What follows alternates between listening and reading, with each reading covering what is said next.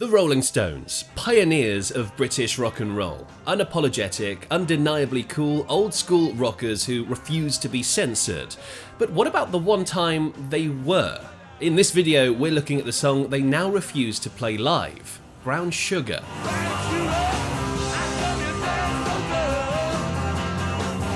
What's it about? Should they play it, and why don't they? Let's go through the full story, and if you love classic rock stories like me, be sure to subscribe and join our pack. And consider becoming a patron to the channel if you love the videos that I make. You'll be supporting me to make more videos like this, and you'll have your name listed below with these very smart and interesting people. So, Brown Sugar, it's one of the biggest hits in the Stones' catalogue, and that's saying something. The song was released as a single on their 1971 album, Sticky Fingers, and became a #1 hit in the States and Canada, and it hit #2 in the UK. It spent 50 years in the Stones' live set, and in 2004, Rolling Stone magazine ranked it #5 in their list of the top 100 guitar songs. And in fairness, the guitar work is brilliant, with an addictive blues rock tinged riff dropping expertly in and out.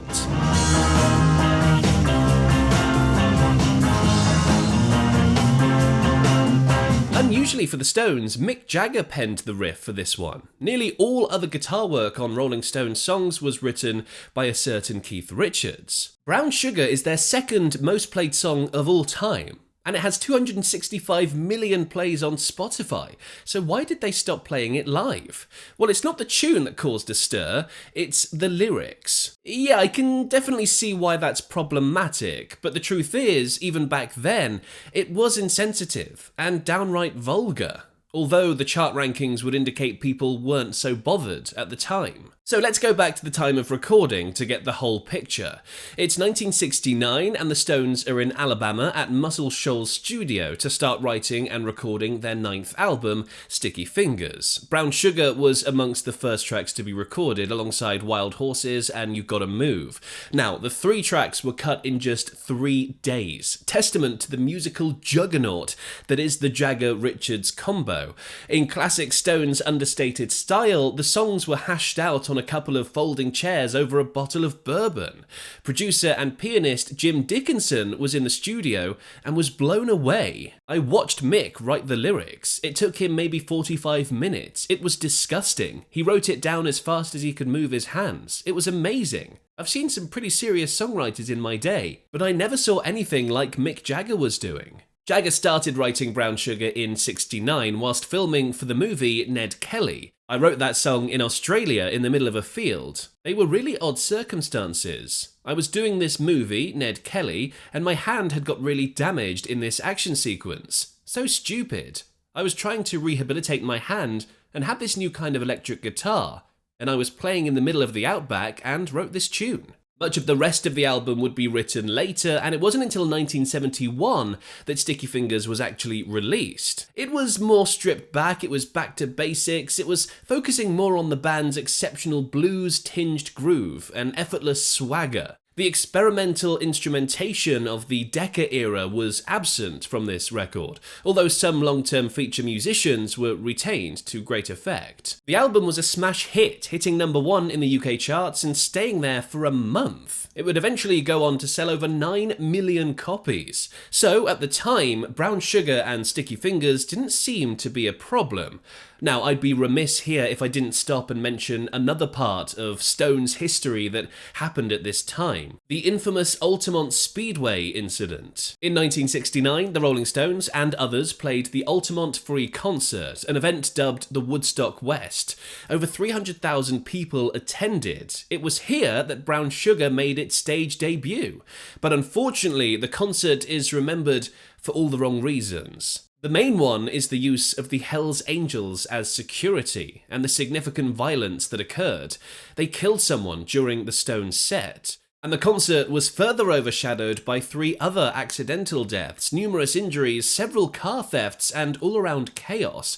I've previously done an in-depth video on this, which you can watch over there in the corner. Now, back to more recent times. In 2021, after 50 years of playing Brown Sugar, the Rolling Stones announced it was being cut from the US set. The song had not been played live since 2019, Now, this was met with mixed response from fans and critics alike, and comments from the band have been equally inconsistent. Mick Jagger is seen as officially making the call to cut the song, but has given several conflicting reasons as to why. Keith Richards, however, defends the song and seems frustrated about its removal.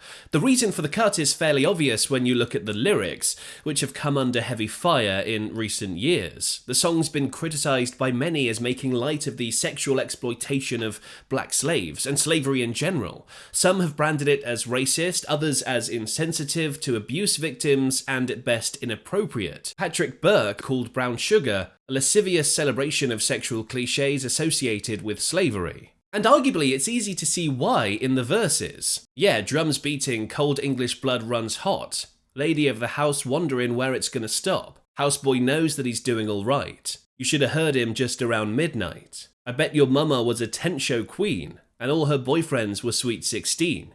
I'm no schoolboy, but I know what I like. You should have heard me just around midnight. The innuendo is hard to miss, and the chorus could be seen to encourage the rather crass verses. Brown sugar, how come you taste so good? Brown sugar, just like a young girl should. Ah, get down to the ground. Brown sugar, how come you taste so good? Ah, get down, brown sugar, just like a young girl should. A quick side note, the line just like a young girl should originally read just like a black girl should, but was later changed to young girl. I don't think this helped the song's image much. It also counteracts the claims that the song is about heroin. Also, the song was originally penned under the name Black Pussy, which won't have helped from a critical standpoint. You can see why they changed that. When asked about this, Jagger and Richards have given mixed opinions. Jagger has actually been attempting to distance himself from the song for a long time. In a 1995 interview, he confirmed fan speculation that the song was about heroin, brown sugar being a slang term for heroin, but also claimed that the song was about female anatomy, and went on to say the song was the whole mess thrown in. God knows what I'm on about on that song, it's such a mishmash. All the nasty subjects in one go. Even back then, he seemed uncomfortable with the song. When pressed on whether he'd write a song like that again, he was much less conflicted. I would probably censor myself. I'd think, oh god, I can't. I've got to stop. I can't just write raw like that. And this was back in '95, 26 years before the song was pulled from the set. Keith Richards is decidedly less concerned with the criticisms. In his typical style, he thinks the song is misunderstood, and he's been frustrated with the claim. I'm trying to figure out with the sisters' quote where the beef is. They didn't understand this was a song about the horrors of slavery, but they're trying to bury it. At the moment, I don't want to get into conflicts with all of this shit. He also claims the song is all about feel. Either way, he seems to disagree with people's take on the lyrics. There are other various anecdotes on the song's inspiration as well. Bill Wyman, for example, bass player for the Stones from '62 to '93, wrote in his book that the song was partly inspired by one Claudia Lanier. She was a backup singer or dancer for Ike and Tina Turner, as well as appearing on records by Joe Cocker and George Harrison. In August 1974, Lanier appeared in Playboy magazine in a pictorial called, you guessed it, Brown Sugar. And Marsha Hunt, Jagger's girlfriend at the time and mother to his first child, has claimed the song was written about her. In 2020, music producer Ian Brennan, who's never worked with the band by the way, blasted the band for continuing to play and profit from the song, which he said glorifies slavery, rape, torture and paedophilia.